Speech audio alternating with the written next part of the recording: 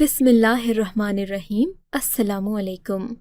میرے اماں ابا میرے بچپن میں ہی گزر گئے تھے۔ مجھے اس بات کا علم بہت بعد میں ہوا۔ چچا چچی کو میں اماں ابا ہی کہتی تھی، لیکن ان کا رویہ میرے ساتھ مختلف تھا۔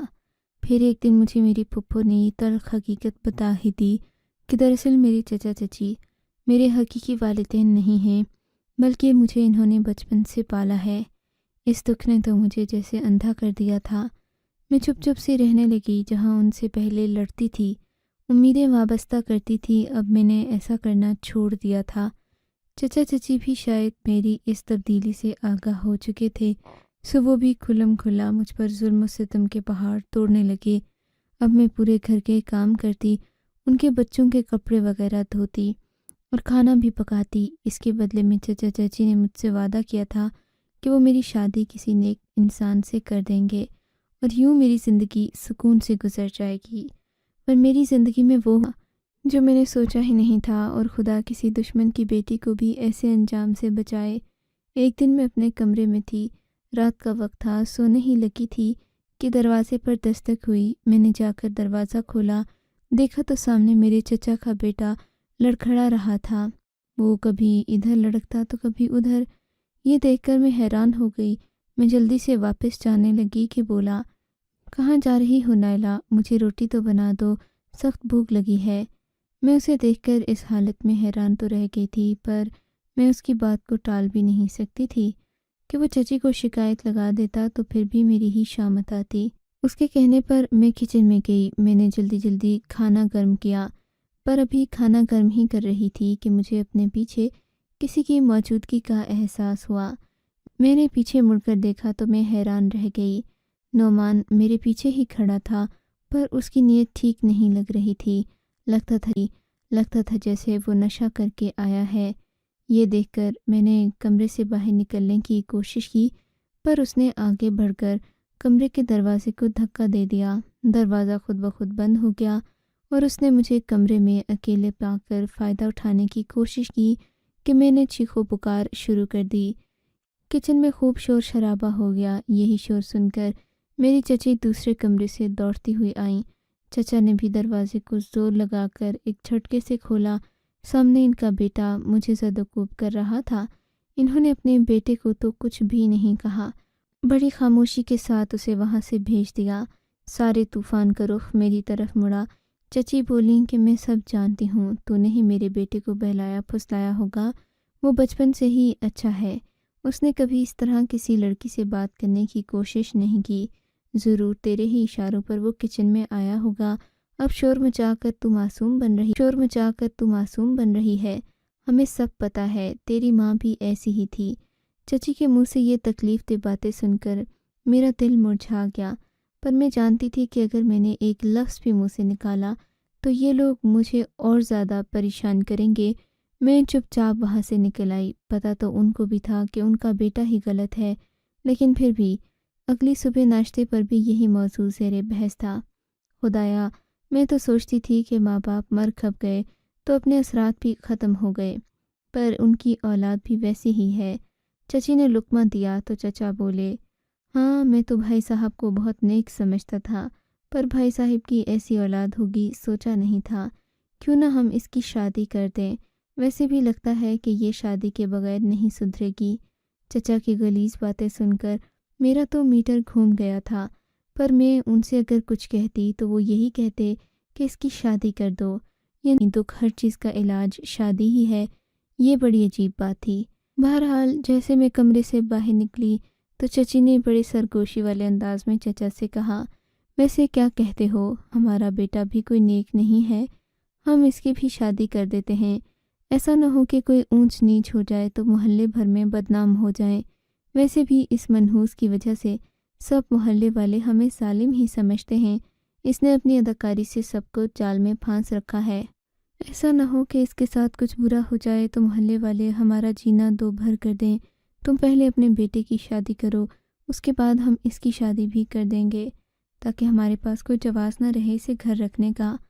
یہ سن کر چچا نے ہاں میں سر ہلا دیا، بس ٹھیک ہے، میں خود ہی کوئی لڑکی دیکھتا ہوں، ویسے بھی تم جو لڑکی دیکھو گے اس پر تو بہت زیادہ پیسہ بھی لگے گا، میں جو لڑکی لے کر آؤں گا اول تو وہ لاکھوں میں ایک ہوگی، یعنی کہ خوبصورت ہوگی، اور دوسری کی بات یہ کہ اس پر ہمیں کوئی پیسہ بھی نہیں لگانا پڑے گا، پھر اسی سے اس کی شادی کر دیں گے۔ میں نے سوچا کہ چلو یہ بھی ٹھیک ہے، نعمان کی شادی ہوگی تو کم از کم وہ مجھے چھیڑنا تو بند کرے گا۔ اگلا دن میں نے سارا گھر کے کام کرتے ہوئے گزارا، کیونکہ چچی نے مجھے کہا تھا کہ شادی کے انتظامات تھوڑے ہی دنوں میں شروع ہو جائیں گے، سو گھر کا صاف ہونا ضروری ہے۔ میں نے چچی کی بات کو سر آنکھوں پر رکھا اور گھر کا کام کرنا شروع کر دیا۔ گھر کو 2 ہی دنوں میں چمکا کر رکھ دیا۔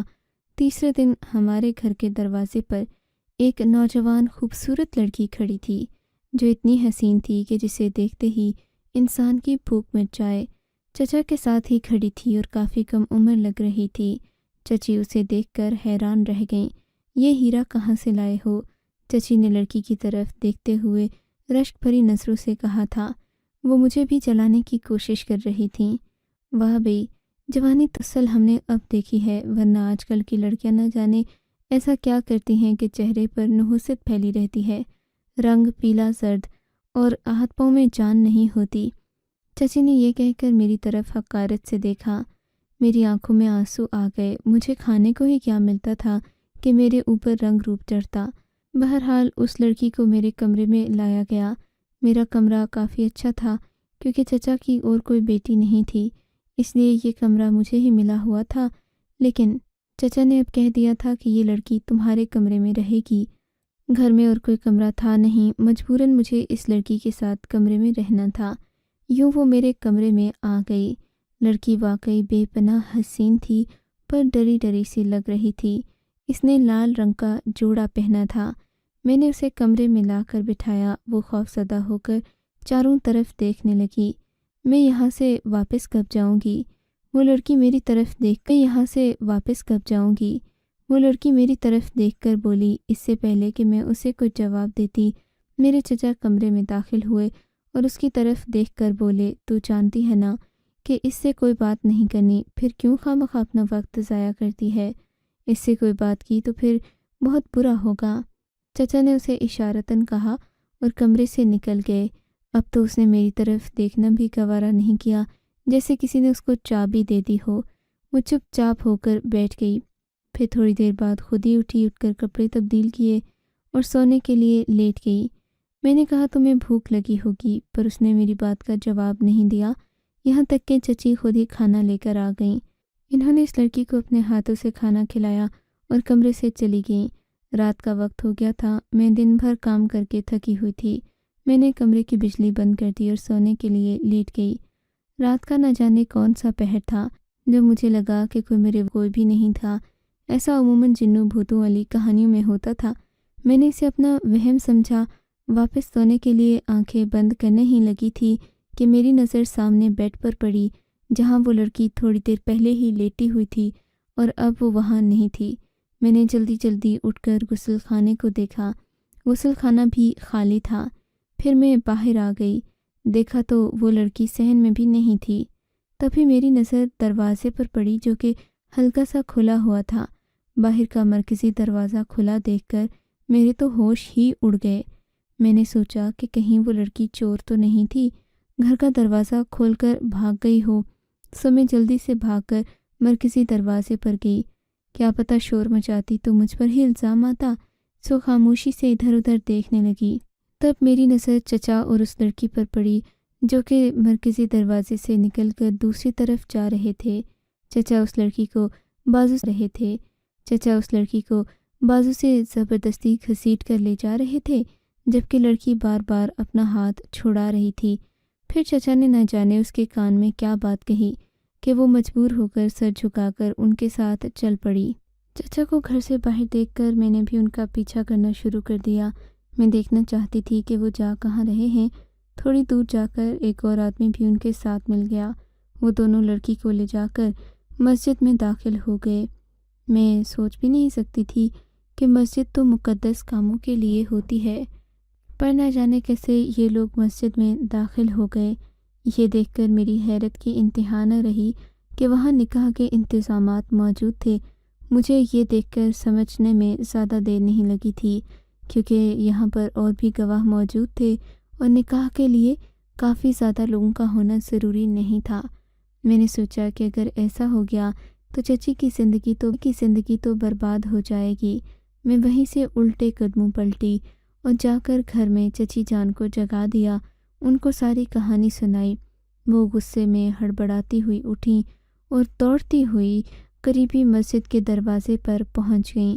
اس وقت نکاح ہونے میں شاید 1-2 منٹ ہی رہ گئے تھے، کیونکہ سب گواہ اپنی اپنی جگہ پر بیٹھے تھے۔ مولوی صاحب اپنا رجسٹر تیار کر رہے تھے جب میری چچی دندناتی ہوئی مسجد میں داخل ہوئیں اور مولوی صاحب سے پوچھنے لگیں کہ یہ کیا تماشا ہے، آپ کیا میرے شوہر کا نکاح پڑھا رہے ہیں؟ مولوی صاحب نے چچی کو تمیز سے بات کرنے کا کہا اور نکاح کے لیے آگے بڑھنے لگے، پر چچی نے مسجد میں ہنگامہ کھڑا کر دیا، بولی کہ اس طرح میرے شوہر کی آپ دوسری شادی نہیں کر سکتے، اور پھر وہ اپنے شوہر پر بھی برس پڑیں، تم نے تو یہ لڑکی اپنے بیٹے کے لیے لائی تھی، اب کیا ہوا کہ تمہاری رال ٹپک پڑی، تم کو شرم نہیں آتی؟ میں جوان بیٹا ہو کر تم اس لڑکی سے شادی کرو گے تو اس پر کیا اثر پڑے گا، بجائے اس کی شادی کرنے کے تم اپنی شادی کرنے کے چکروں میں ہو۔ یہ دیکھ کر وہ لڑکی بڑی خوش ہوئی، شاید کہ وہ بھی زبردستی ہی چچا سے نکاح میں آ رہی تھی۔ پھر چچی نے اس لڑکی سے پوچھا کہ تم نے کیوں اعتراض نہیں کیا؟ وہ لڑکی بولی کہ میں تو مجبور تھی، اس شخص نے مجھے میرے باپ سے خرید کر لایا ہے، باپ کو میری رقم ادا کی ہے، اب میں بھاگ بھی نہیں سکتی تھی، اس نے مجھ سے زبردستی یہاں نکاح کرنے کے لیے لایا، مجھے کہہ رہا تھا کہ اگر تم نکاح کے لیے نہیں مانی تو تمہارے باپ کو مار دوں گا۔ یہ کہہ کر لڑکی زور زور سے رونے لگی، جبکہ میں اور چچی حیران ہی رہ گئے۔ مولوی صاحب نے بھی میرے چچا کو بہت ڈانٹا اور کہا، تم تو کہتے تھے تمہاری بیوی تمہاری ازدواجی ذمہ داریاں پوری نہیں کرتی، سو تم اس لڑکی سے اس کی رضامندی سے نکاح کرنا چاہتے ہو، مجھے کیا پتہ۔ صاحب نے بھی چچا جان کو اچھی خاصی سنائی اور ان سے کہا کہ اس مسجد سے نکل جاؤ، مسجد اللہ کی عبادت کرنے کے لیے ہے، یہ تماشے کرنے کے لیے نہیں۔ چچا کو منہ کی کھانی پڑی، یہ اپنی بیوی سے بہت شرمندہ بھی ہوئے، غصہ بھی کرنے لگے اور مجھے گھور گھور کر دیکھنے لگے، بولے کہ تیری تو میں خبر ایسی لوں گا کہ تو ساری زندگی یاد رکھے گی، کیونکہ چچی نے جذباتی لمحات میں بول دیا تھا کہ اگر مجھے یہ نہ بتاتی تو میں گھر میں سوئی رہتی اور میرا گھر برباد ہو جاتا۔ یوں چچا کو معلوم پڑ گیا کہ سب کے پیچھے میرا ہاتھ تھا۔ اب میں بہت پریشان تھی کہ میں کیا کروں گی، چچا کی توپ کا رخ اب میری طرف تھا، انہوں نے مجھ سے بدلہ لینا تھا، میری زندگی تو پہلے ہی عذاب بنی ہوئی تھی، اب چچا کے بدلے کے بعد کیا ہوگا یہ تو میں بالکل نہیں جانتی تھی، مگر میں نے محتاط رہنا شروع کر دیا تھا۔ چچی نے اس لڑکی کا نکاح چچا زاد بھائی سے کر دیا تھا، چچا اپنی آنکھوں کے سامنے اپنے خواب چکنا بھائی سے کر دیا تھا، چچا اپنی آنکھوں کے سامنے اپنے خواب چکنا چور ہوتا دیکھتے رہے، پر نعمان بھی بے شرموں کی طرح اس نکاح میں بیٹھا رہا۔ اس کے باپ نے جس لڑکی کو اپنے لیے لایا تھا اب وہ اسی کو اپنی بیوی بنا رہا تھا، پر اس کو ذرا بھی محسوس نہیں ہوا کہ میرے ساتھ کیا ہوا ہے، اور شادی کے بعد بھی ایسی اونچ نیچ ہو سکتی ہے۔ بہرحال نعمان کا نکاح تو ہو گیا تھا، اب مجھے لگتا تھا کہ جیسے چچا مجھ پر داؤ لگا رہے ہیں، کسی نہ کسی دن مجھ سے بدلہ ضرور لیں گے۔ پھر ایک دن وہی ہوا جس کا ڈر تھا، میرے چچا کا رویہ اچانک سے سب کے ساتھ بدل گیا، وہ ہنسی خوشی رہنے لگے، جو بھی انہیں دیکھتا اسے یقین نہ آتا کہ یہ پہلے والے چچا ہیں۔ میں بھی کچھ دیر کے لیے ان کے اس بہکاوے میں آ گئی تھی، چچا باتیں ہی ایسی کرتے کہ میں سوچتی کہ شاید وہ پہلے سے بالکل بدل گئے ہیں، اب مجھ سے بھی اچھے طریقے سے پیش آتے، گھر میں پھل فروٹ بھی لاتے تھے، سو اب ہر کوئی ان پر یقنے لگا تھا۔ ایک دن شام کے وقت چچا نے اپنے بیٹے اور بہو سے کہا کہ تم لوگ ہر وقت گھر میں ہی رہتے ہو، جاؤ گھوم پھر کر آؤ، آج تم لوگوں کو میں پیسے دیتا ہوں، میرے پیسوں سے عیاشی کرو۔ انہوں نے بہو اور بیٹے کو 2000 روپے دے دیے، یہ لوگ پیسے لے کر باہر گھومنے چلے گئے۔ انہیں دیکھ کر چچی کی بھی رگ جاگ گئی، بھلا وہ ان کو آرام سے کیسے رہنے دے سکتی تھیں۔ بولیں کہ تم دونوں جا ہی رہے ہو تو میں بھی ٹھنڈی ہوا کھا آؤں گی۔ مجھے کیا پتا تھا کہ میرے لیے اتنا بھیانک خواب سجایا جا رہا ہے۔ چچی کے جانے کے بعد گھر بالکل اکیلا ہو گیا تھا۔ میں نے جانے کی کوشش نہیں کی، میں جانتی تھی کہ مجھے یہ لوگ ساتھ لے کر نہیں جائیں گے۔ اب میں گھر میں اکیلی تھی اور صرف چچا ہی تھے۔